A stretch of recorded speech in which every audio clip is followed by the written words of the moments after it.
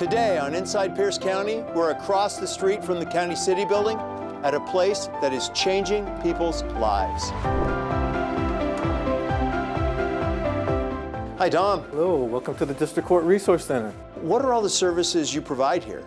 We provide alternative court-ordered programs. We have DSHS, employment providers, drug and alcohol treatment providers.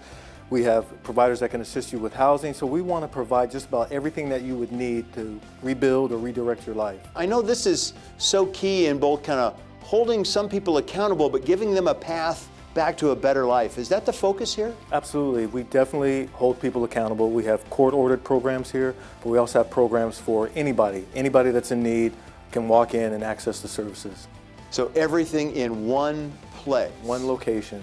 How rewarding is it when you're taking people who were maybe court involved, getting off to a better life? I have the best job in the world. The victories that we see on a daily basis, we get those individuals who release from custody with nothing. It is so rewarding to see somebody come in upset. I don't have anything. I don't know what to do. I don't know where to turn. I don't know where to go. They walk out of here with a smile on their face. They have a direction. They have a purpose, and they're redirecting their life. They're rebuilding their lives. And we see that success all the time. I could go on and on about the success stories that we see that come from the Resource Center. Judge McCann, why does District Court host the Resource Center? People who find themselves involved in the justice system for whatever reason, the courts ask a lot of them. We order them to get evaluations, to get treatment, to do all sorts of things that follow a conviction. And so the concept was to make it easier for them to comply, because what we can offer is a clothing bank, a food bank, transportation vouchers. So when a judge orders them to get an evaluation, to do treatment, it's a one-stop shop, and they can satisfy every one of those obligations right here in this facility. Maybe it's their first interaction with law enforcement or with the criminal justice system. You're hoping to make it their last one by helping them resolve the issues as opposed to becoming more serious. Absolutely. Most people, their first interaction is at the district court level. And so we do have a better opportunity to change them at that intersection earlier on in their lives before they've become more jaded or hardened. I see you one and only time, and your life is better now, and I will never have to see you in my courtroom again. That's a great outcome. And one of the best options available at the district court level is the work crew program and our day reporting program. We keep people out of the jail so there's more jail space for people who are committing those very serious violent offenses. And it's actually rewarding for the individuals too, because they kind of leave there feeling better about themselves. And sometimes it can lead to employment, so it's a win-win-win situation. And I like seeing the work crew out and about the county because in my mind it's always the hope that those folks are being held accountable but going to turn their life around.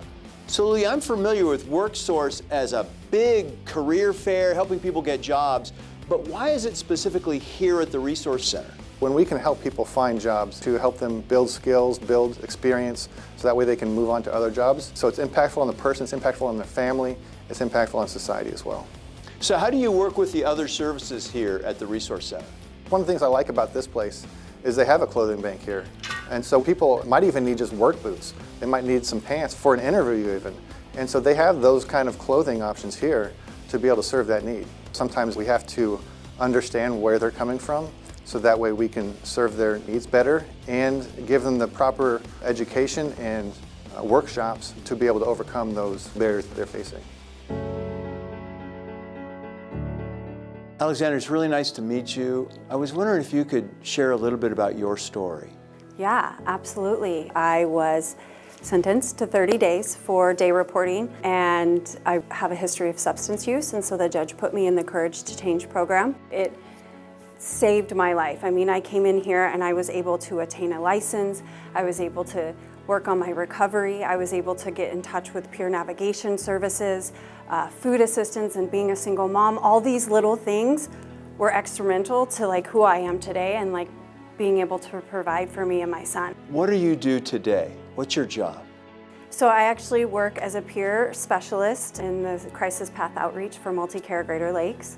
And it's kind of cool because it all has come full circle for me. Because I work in outreach, I actually have the ability now to bring my clients into the Resource Center. And so to walk a client in and have them see the clothing closet, the food bank, hey, I can talk to someone about getting an ID, I can talk to someone about a recovery program if I need to. I can talk to somebody about Medicaid or food assistance.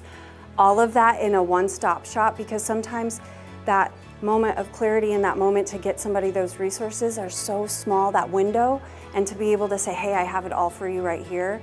It's incredible as an outreach worker to see that like relief of the ease that comes to people by coming into this building. And I think that's so important that people in our community know that there are people that care and they're here in this building. And it's amazing that right now you're out there helping the most vulnerable people who are in the darkest pit of their lives, and you're bringing them here to help change their lives. Thank you. Thank you very much.